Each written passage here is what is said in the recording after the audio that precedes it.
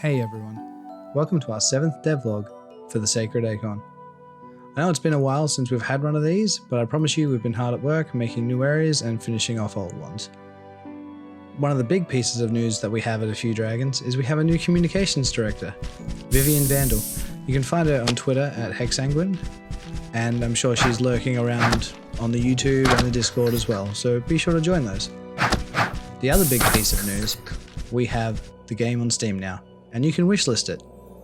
So this has been a really long time coming for us, and we really wanted to get out and get that done. So I'm hoping you can check it out, give it a wishlist. It really helps us. It also really helps the algorithm on Steam to let other players or other people know about the game as well. So let's get started with what we have for the Sacred Acorn. One of the cool things we've added, and you may have seen on some of our socials already, is that we now have companions. The first one that you'll meet, or you might meet in the game, is this little mush plume called Mushler. It's a mushroom-like, bouncy, spore-growing little companion that you find in the world. You have to do a quest for her to help you, but if you do, you'll be rewarded with a nice little friend. One of the things about companions that we want in this game is that they're kind of an extension of how you want to play and what your character can do. So you can only have one companion at a time, and they're all going to have different abilities. Some might heal you, some might hurt enemies. Others might do other unique things in the world. We don't know yet, but we're slowly making them. We want them to feel fun and a different part of you, and it is another thing that helps you. So it's not like an ability where you have the agency over it. It's to feel a bit a part of the world. We haven't fully decided yet on how we're going to let you choose these, but we're thinking of having a little companion camp back at your home base, or your burrow, as we like to call it in the Sacred Acorn, for those squirrel folks. I hope you really like the companions, and would love to hear some ideas of what you would expect from different companions, and if you have any thoughts on what kind of ones we could do in the future.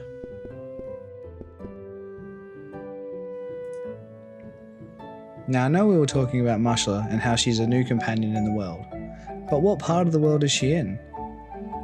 What we've been working on recently is this new place called the Mush Plume Caves, where this race of almost sentient mushroom-like creatures inhabit. They used to be friendly, but since the chaos has struck, they haven't been, and they'll attack Ema on sight. What we really wanted with this part of the world is for it to feel dark and sort of mysterious, with there's magic kind of around every corner. So there's different puzzles, there's different parts of it that just are unique to this part of the world. There's a graveyard that you can find. There's a shrine to Tusaka, who is a tree that you fight earlier on in the game. It's these kinds of things that we just want to connect the players into the world, and they can find, and they might not add kind of statistical benefits, but we want people to discover it, and it to be like a unique sort of way of telling the story in the world. So we're just having lore scattered around the place. So there'll be quests to do here, there might be shortcuts, there's secrets, and we want people to find those, and if everyone doesn't, that's fine too. One of the things we want with areas like this is that there might be bosses that provide rewards or quests that provide rewards but aren't part of the main story, and people can do them if they want and have a different experience. It's just something that's really important to us. Also, just the look and feel is really important to us, that we have like the Emerald Thicket, which is the first area you're in, which is bright and lively, and then you come into the Mushroom Caves, as I said before, and it's mysterious and dark. That kind of contrast shows that the world has character to it, and that's what we're trying to get with. In the caves, you'll find different enemies as well, ones that challenge you in a different way to the ones you've seen before, and differently from the ones you'll see in the future. We don't just want to create carbon copies of enemies we've already created with a different color or a different sprite. We want every enemy to sort of have a unique sort of mechanic to it, And that is a bit harder to do, but we think it's worth it and makes every area feel unique as well. So we're hoping everyone likes it. So this is what we've gotten up to so far with the Sacred Acorn. We have got a bit of the new area done that we're working on as well, and I might give a sneak peek at the end of the video, so keep watching.